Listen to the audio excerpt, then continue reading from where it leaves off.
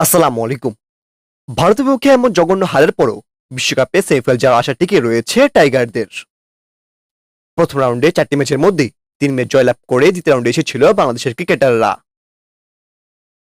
দ্বিতীয় রাউন্ডে আসার পর বাংলাদেশের হেড কোচ চন্দ্রিকা হাথুরুর সঙ্গে বলেছিলেন, আমরা দ্বিতীয় রাউন্ডে এসেছি, এটাই যথেষ্ট, পরের জয়গুলো হবে বোনাস। হাথুরুর সঙ্গে কথার মধ্যে যেন বাংলাদেশ দলের বর্তমান পারফরমেন্স, যেখানে বিশ্বকাপে দ্বিতীয় রাউন্ডে 3 ম্যাচের মধ্যে 2টি ম্যাচ জয়লাভ করলেই সেমিফাইনাল খেলতে পারত বাংলাদেশ ক্রিকেট দল।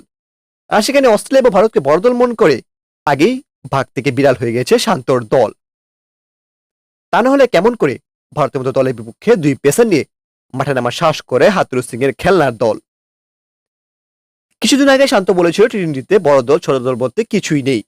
শান্ত কথা যদি সত্য হয়ে থাকে তাহলে কেমন করে হাথুরু সিং এ বলতে পারেন দ্বিতীয় রাউন্ডে এসেছি, এটাই যথেষ্ট। যাই হোক, ভারতের বিপক্ষে হারার পর বাংলাদেশের সেমিফাইনাল খেলার সুযোগটা এসেছে মূলত গতকাল আফগানিস্তান অস্ট্রেলিয়াকে হারিয়ে দেওয়ার কারণে। আবার আজ ভারত যদি অস্ট্রেলিয়াকে হারিয়ে দেয় এবং বাংলাদেশ যদি আফগানিস্তানের বিপক্ষে বড় ব্যবধান জয়লাভ করতে পারে, একমাত্র তাহলেই সেমিফাইনাল খেলার সুযোগ রয়েছে টাইগারদের সামনে।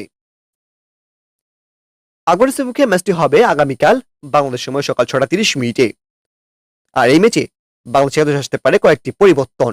তো দেরি না করে এক দেখে নেব আফগানিস্তানের মুখে কেমন হতে পারে বাংলাদেশের শক্তিশালী একাদশ। চলুন দেখে নেই এক নজরে।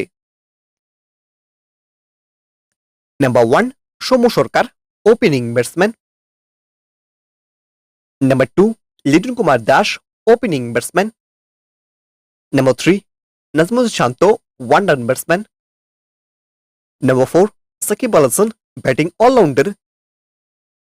Number 5, Towhid Hridoy, middle order batsman. Number 6, Mahmudullah Riyad, batting allrounder. Number 7, Rishad Hossain, bowling allrounder. Number 8, Taskin Ahmed, fast bowler. Number 9, Tanzim Hasan Sakib, fast bowler. Number 10, Shoriful Islam, fast bowler.